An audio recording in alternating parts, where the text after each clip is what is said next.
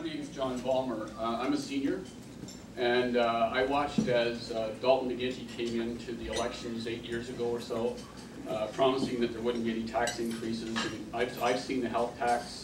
I've also seen the HST. One of the things that's concerned me for many years, I spent some time on council, was the constant increase of the public sector wages and benefits. It didn't matter what economy we had, they always went up. The Globe and Mail reported 2 or 3 months ago that the provincial government has 750,000 unionized employees and about 250,000 non-unionized employees. Recently we had some support workers on strike that were apparently in line for about $60,000 a year.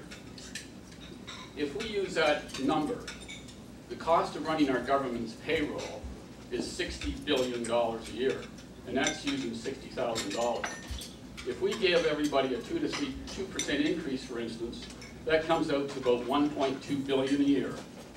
So my point is, since Dalton McGuinty has been the premier, the payroll for the public sector under the provincial government has increased by about $10 billion a year, and that's without benefits, and that's using $60,000 as a model. And that, I believe, is the reason for the HST, because you cannot argue those kinds of numbers. Question, John?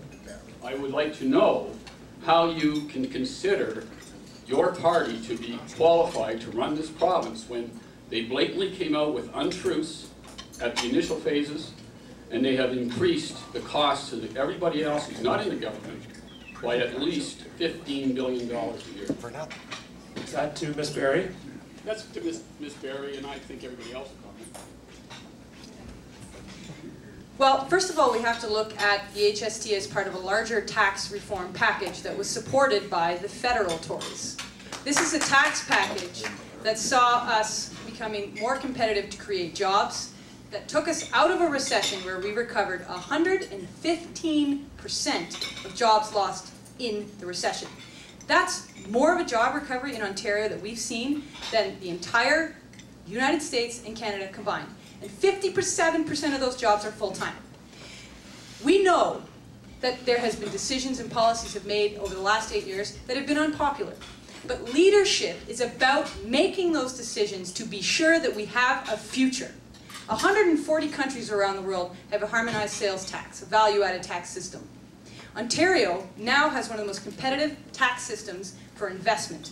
We are second in foreign investment and turning that into jobs. So what I see is a government that made a courageous decision to make sure we remain competitive, ran a deficit to make sure we could continue to protect our services, and had a vision to make sure that there was a future there for people who need it, people like you and I.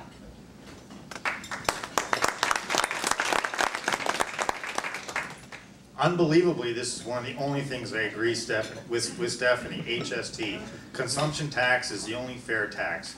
The Libertarian Party would actually try to eliminate progressive income tax in conjunction with the federal government and bring in flat taxes.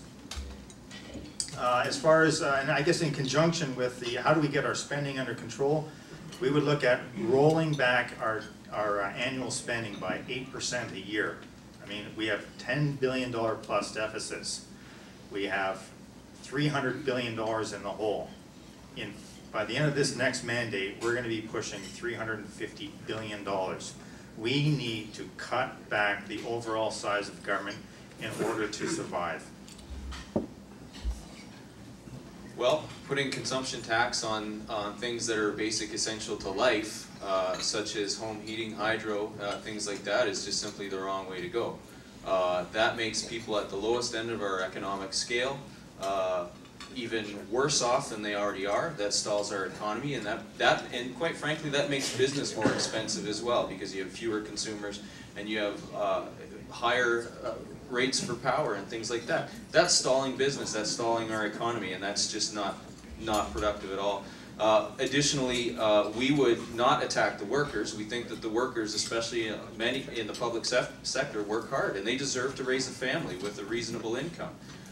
We're going to go after, we're going to say reasonably speaking, you know, people in the CEO positions and people in consultant positions ought not to be making the kind of money they are, not at the public dime.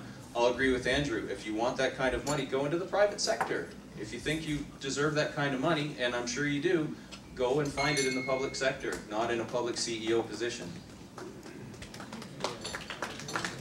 Yes, thank you. Well, the debt, as a number of people have alluded to, has doubled from 148 billion in 2003 to 236 billion today. Government spending's grown by 80%. I don't think anybody in this room could say their life's improved by 80%. The debt for every man, woman, and child, and children that aren't born yet, $17,000 per person per year, and you know, we're spending. Just think about it, folks. We're spending $2.5 million an hour, every hour of the day.